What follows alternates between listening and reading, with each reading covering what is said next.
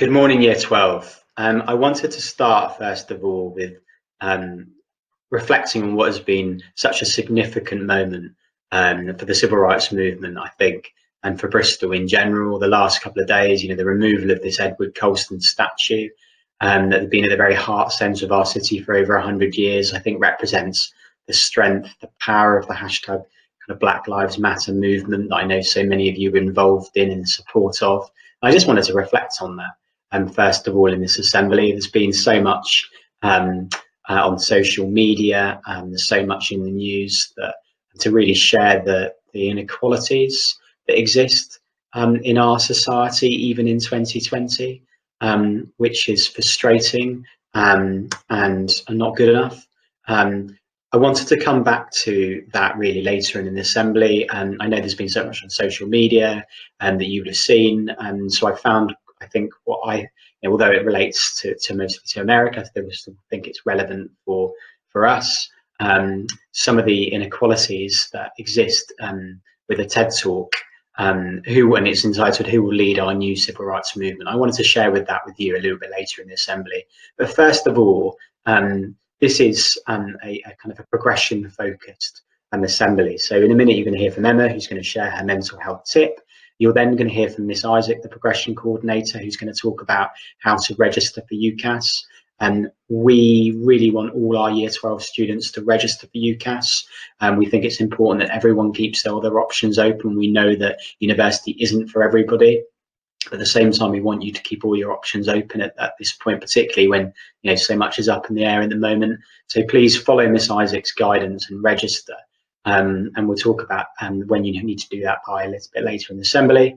You're then going to hear from me with some kind of key deadlines, and then I'm going to introduce you to the TED Talk. So first of all, over to Emma with her mental health tip. Morning, welcome to my part of assembly, our good mental health tip. This morning's focus is on progression, and this is a weird time to be thinking about progression because the future's a bit unpredictable, and generally as humans we don't love unpredictability. We like to think that we're in control, when in actual fact I think this virus helps us to see that maybe we're not ever that much in control. Anyway, I thought I would share with you one of my favourite poems in life, and I'll talk a bit about why I think it helps after I've read it. It's called The Road Not Taken by Robert Frost. Two roads diverged in a yellow wood, and sorry I could not travel both and be one traveller. Long I stood and looked down one as far as I could to where it bent in the undergrowth. Then took the other, as just as fair, and having perhaps the better claim because it was grassy and wanted wear, though as for that, the passing there had worn them really about the same, and both that morning equally lay in leaves, no step had trodden black. Oh, I kept the first for another day, yet knowing how way leads on to way, I doubted if I should ever come back. I should be telling this with a sigh, somewhere ages and ages hence. Two roads diverged in a wood, and I took the one less travelled by, and that has made all the difference. I love that poem.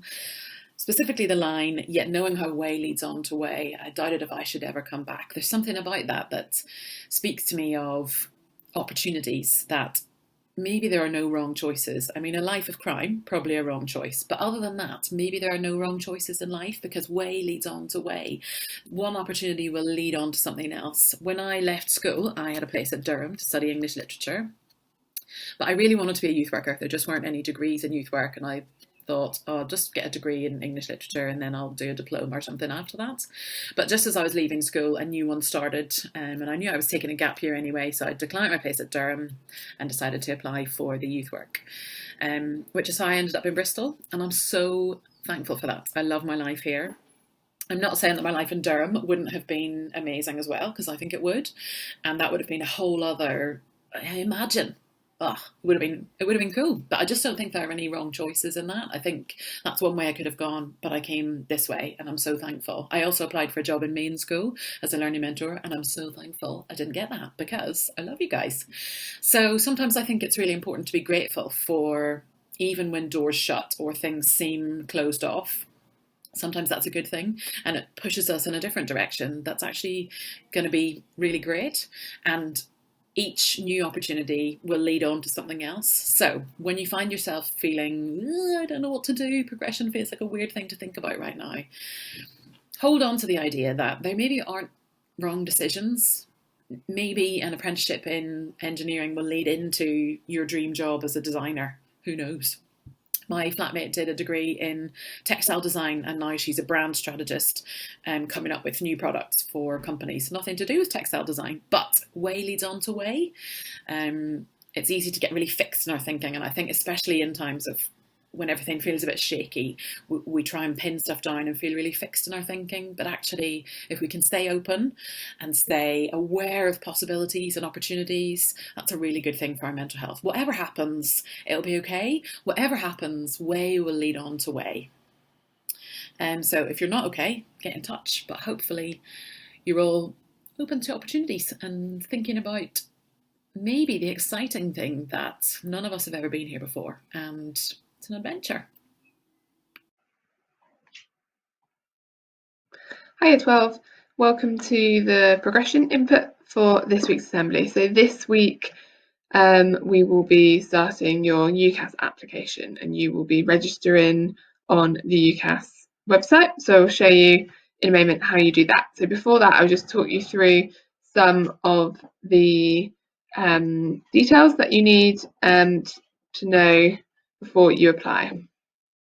So let's go on to the next slide. The sort of key facts.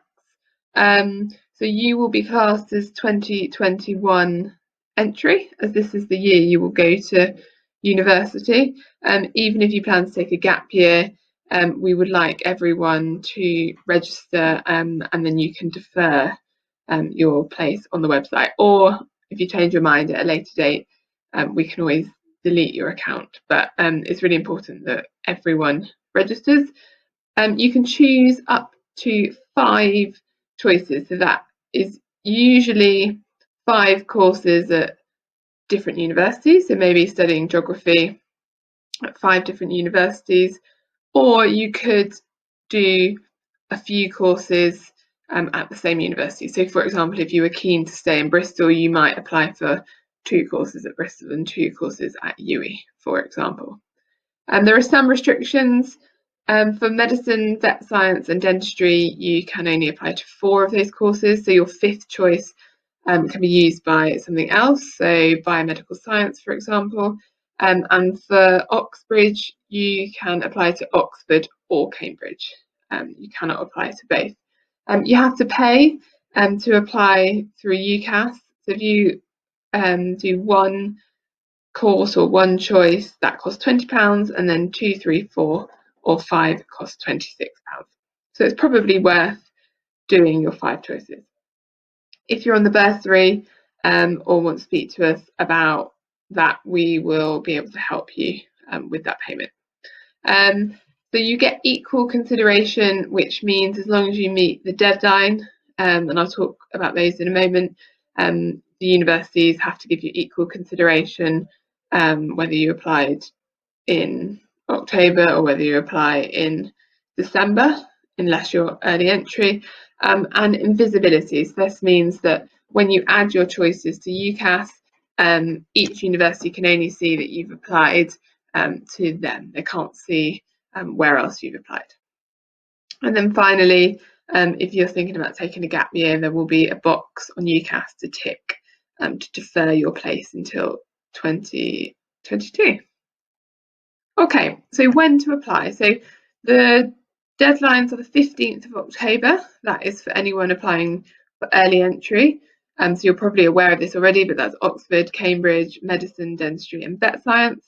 And then the deadline for all other courses is the 15th of January 2021. Now, to be considered equally and have all access to courses, that's the 15th of January 2021, but some people apply after that, and as long as the course they're looking for is still available, then you can put in a late application, but obviously not recommended. So we can get all of your application ready. So that means your tutor writing your reference, getting your predicted grades sorted and accurate. That does take a bit of time. So we therefore put in some earlier deadlines. so we can make sure that all applications are processed, checked, and absolutely brilliant before sending them off. So if you're early entry, your deadline will be the 1st of October. So that will be to pay and send your UCAS application, which comes to school, and then we will do all the checking and finalising. So that's for early entry. And then those of you for general entry, we say around the 4th of December, and that just ensures that we can get most applications off before the Christmas holidays. You can obviously, if you're going for the 15th of January deadline, you can obviously submit much earlier than the 4th of December. And most of you, we would hope, would have your applications off by late October, certainly by the end of November. So the sections that you will need to complete on UCAS, and I will instruct you on how to do that shortly, are as follows. So there's some personal details to fill out, your choices, which is probably the last section you'll do because you'll need to do a bit more research and continue to attend virtual open days. The education section can be done quite early on. This lists your GCSE and A-level predictions. Employment, if you've got a part-time job. Your personal statement, which is sort of the big input, and you're hopefully starting to think about doing that on a Word or Google Doc, and then put it into UCAS at a later date. So these are the different sections. Once they are all done, you then can pay and send. Your tutor then will add your reference and predicted grades. You will have seen this reference and you will know your predicted grades much before this point, but this is sort of the final point when that all happens. It gets checked again by school, so we check them multiple times, and then it gets sent to universities and colleges. And once they're sent, changes can't be made. Okay, sort of common errors to think about. Failing to check entry requirements. So for example, sometimes they will say that you have to have an A-level in a certain subject to study that degree. Some courses require admissions tests. So for example, law, you need to take the LNAP. Adding all your education section, your qualifications in correctly, so you need to look at your exam boards and things for GCSE. Make sure you've got an appropriate email address.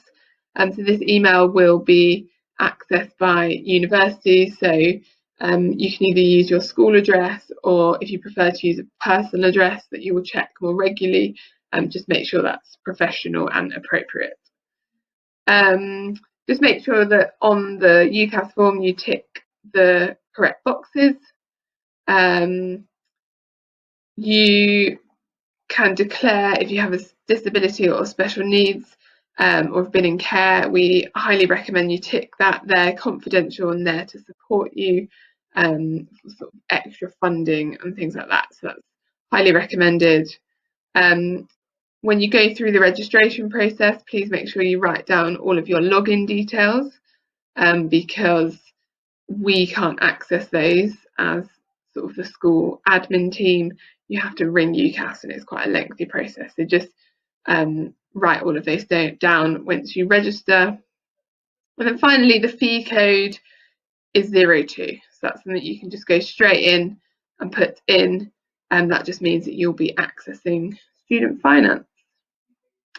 Okay, so you've hopefully started doing some research, starting to look at the sort of grades the courses that you're looking at require, and just to be aware that some courses may ask for points.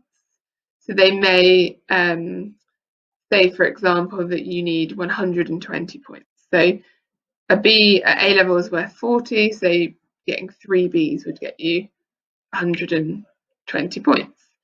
Those of you that are starting to think about doing the EPQ, you get points from those as well. So it's just worth considering. This is on our progression site, this table, but when you're looking and doing your research.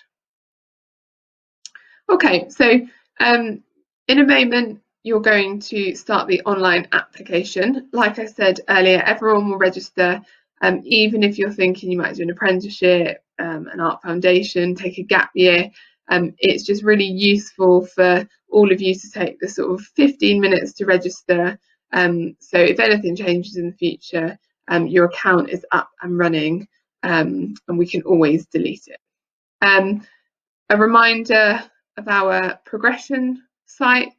This has got lots of information. I've recently added some videos from some of our ex-students talking about drama school, talking about apprenticeships, and talking about Art Foundation. So do go on and look at those and look at example personal statements and things like that. So the YouTube link has been added to the email of today's assembly. That will take you to a video of how to complete the online application. Really important you watch that, because you will need the buzzword which links you to school. If you complete your application and it's not linked to school, we're not able to process that. So really important that you complete the online application and use the buzzword in the email. And the deadline to register is Friday the 19th of June. So you've got a week to do this and register, and then you can continue with your personal statement and continue completing that form. And then when we're back at school, hopefully in September, we will continue to give you support on this. But you do need to register. So any questions, please get in touch with your tutor, who will be able to help. And I will put lots more support on the Redcliffe Progression Instagram page, so do give that a follow if you're not already. Okay, see you soon. So then, deadlines. So progress check tasks need to be emailed back to teachers by Friday the 12th of June. If you're doing EPQ, you should have already completed your initial proposal, and teachers will be currently filling out the feedback box on that project queue. So do look at that next week. If you are hoping to be a senior student, you need to apply by Monday the 15th of June, and everybody needs to register for UCAS, which only takes 20 to 30 minutes, by Friday the 19th of June. Next week's assembly is going to be about preparing for next year, including things like subject mentors, tutor reps, and what clubs and societies we are going to run next year. So finally then, I'm now going to introduce you to this TED Talk. You'll see the link is at the bottom of this screen, but it's also going to go out in the email. It is only 16 minutes, this TED Talk. I think it's really important and quite powerful. It's entitled "Who Will Lead Our Next Civil Rights Movement, You?" So hopefully you find it as interesting as I did.